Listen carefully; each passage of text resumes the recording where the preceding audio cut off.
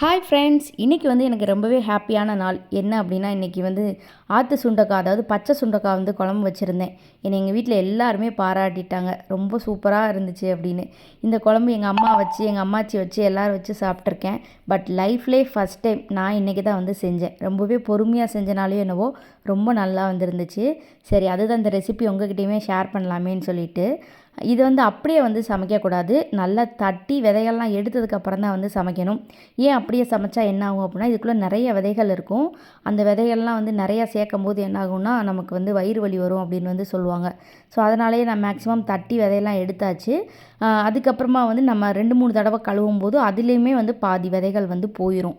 So அதுக்காக முழுசாகவே விதைகள் எடுக்கணுமானா அப்படியெல்லாம் அவசியம் இல்லை. மேக்ஸிமம் இருக்க விதைகள் போயிடுச்சுன்னா கொஞ்சம் இருந்தால் கூட பரவாயில்ல, அதனால் தப்பே கிடையாது. இது காய வச்சு வர்றதா சுண்டை வத்தல்னு சொல்லுவாங்க. ஸோ அதுக்கு தான் நல்லா 2-3 தடவை வாஷ் பண்ணிவிட்டு எடுத்து வச்சுட்டேன். இன்றைக்கி மண் சட்டியில் தான் சமைக்கலாம் அப்படின்னு ஒரு ஐடியா. எனக்கு ரொம்ப ரொம்ப பிடிக்கும்.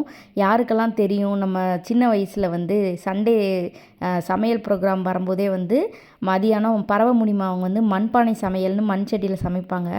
அந்த ஞாபகம் தான் எனக்கு இன்றைக்கி வந்துச்சு.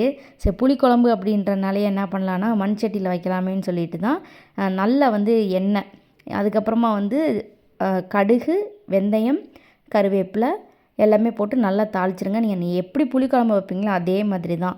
அதுக்கப்புறம் இதுக்கு நிறைய சின்ன வெங்காயம் சேர்த்துக்கோங்க. அதுதான் டேஸ்ட்டே. பெரிய வெங்காயம் சேர்க்க வேண்டாம். அதுக்கப்புறம் அதில் பாதி பங்களவுக்கு நல்லா பூண்டு சேர்த்துக்கோங்க, வெள்ளை பூண்டு. அதையுமே போட்டு நல்லா வதக்கிடுங்க. இதில் இன்னொரு இம்பார்ட்டன்ட் என்னென்னா, நீங்கள் எவ்வளோக்கு எவ்வளோ நல்லா வதக்குறீங்களோ அந்த அளவுக்கு நல்ல டேஸ்ட் கிடைக்கும். அதுக்கப்புறம் நல்லா கீறின பச்சை மிளகாய், தேவையான அளவுக்கு தக்காளி, அது நல்லா வதங்கிறதுக்காக நான் கல்லுப்பு கொஞ்சம் சேர்த்துக்கிறேன். கல்லுப்பு தூளுப்போட கல்லுப்பு சேர்த்திங்கனாலும் இன்னும் டேஸ்ட் நல்லாயிருக்கும். ஸோ எல்லாத்தையுமே சேர்த்து நல்லா வதக்கிடுங்க.